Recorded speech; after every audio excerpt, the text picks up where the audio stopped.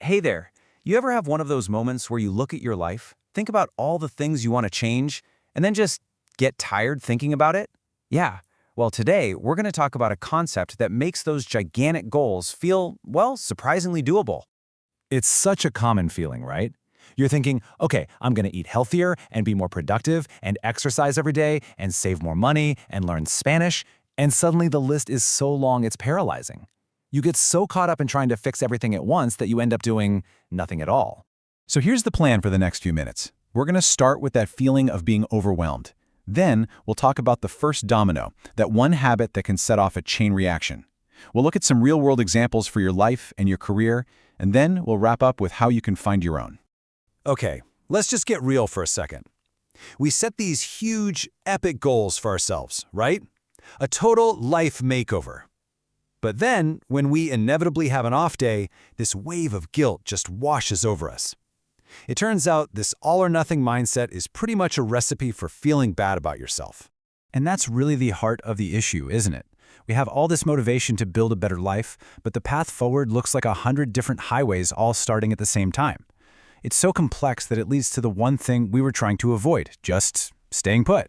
So how in the world do you break that cycle? Well, instead of trying to change 100 things at once, what if you just had to focus on one? On finding that one perfect domino and giving it a little push. That, right there, is the entire idea behind what's called a Keystone Habit. It's a simple solution to a very complex problem. This awesome definition comes from Charles Duhigg's book, The Power of Habit.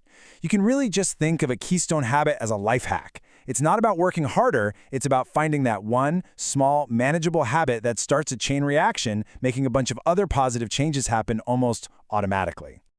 I mean, check this out. Making your bed. It takes what, 2 minutes? But that tiny little win first thing in the morning sets a productive tone for the rest of your day. It doesn't magically make you better with money, but it starts a cascade. That one small act of tidiness proves to your brain that you can create order, and that feeling just spills over into other things. So let's look at some of the heavy hitters, the most powerful keystone habits out there. These are the ones that don't just cause little improvements, they create these massive waves of positive change across your entire life. Exercise is probably the #1 most famous keystone habit. And there's a really good reason for that. It's the perfect example of how one single routine can completely change how you live day in and day out. You know how it goes. When you start working out, you suddenly find yourself wanting to eat healthier. You got to fuel the machine, right? You sleep deeper. You have a way to blow off steam, which makes you way more patient with people. And that feeling of accomplishment, it boosts your confidence.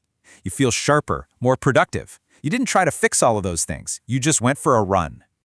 Okay, another powerhouse keystone habit is mindfulness. And listen, this isn't about some vague spiritual quest. We're talking about a super practical tool you can use for just a few minutes a day to literally rewire your brain for the better. The science on this is just wild. When you practice mindfulness regularly, you're actually beefing up your prefrontal cortex. It's like the CEO of your brain. It helps you chill out your fight or flight response, so you're reacting less on impulse and responding more thoughtfully. It creates this tiny little space between something happening and how you react to it. And in that space, that's where you find the power to make better choices. All right, let's switch gears to a habit that shows just how much these keystones can impact the people around you. This one creates a positive ripple effect through an entire family. I mean, the stats on this are incredible. Kids who have dinner with their family regularly tend to do better in school and have higher self-esteem. They're also less likely to run into a whole bunch of other problems later on. It's so simple, but that one act of sitting down together, no phones, just talking, it reinforces connection, communication, and a feeling of stability. It's huge. Now, this idea isn't just for your personal life. Not at all. Taking this keystone habit principle and applying it to your career, that can be an absolute game changer. This is such a great story of a keystone mindset. By literally celebrating failure, Sarah Blakely's dad taught her that the only real failure was not trying in the first place. That one simple habit, reframing failure as a good thing, as progress, took away her fear of taking big risks, and that was absolutely essential to her building a billion-dollar company from scratch. Here's another one for your career. A lot of us think of networking as this transactional thing, like, what can I get from you? But what happens when you make a habit of flipping that script? When you focus on what can I give and on building real trust? That one shift changes everything. You stop collecting contacts and you start building a community that genuinely wants to help you succeed. And this even works on a bigger scale for a whole company.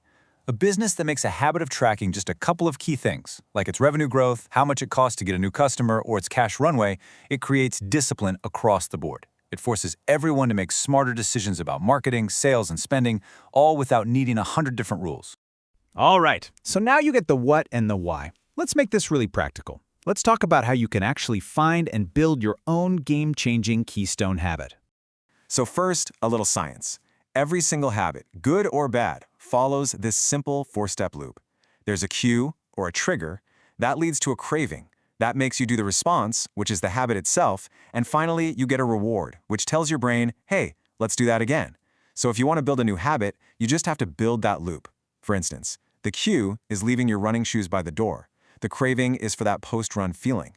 The response is going for a run, and the reward is a delicious smoothie afterward. So here's your playbook. It's super simple. First, start ridiculously small. I mean, so small it feels silly, like reading one page of a book. Second, track it. Put an X on a calendar. Seeing that chain grow is so motivating. Third, stop obsessing about the huge goal and just focus on the system, on showing up today.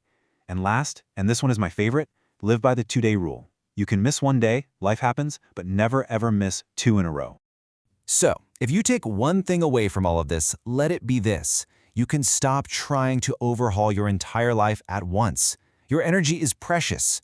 Instead of spreading it thin across 100 different goals, focus it all on finding and pushing that one single domino that will knock over all the others for you. It's a pretty amazing idea, isn't it? That massive transformation doesn't require massive action. It just requires one small, consistent action. It could be exercising. It could be waking up 15 minutes earlier. It could be writing down 3 things you're grateful for. The only question left is, what's your first domino?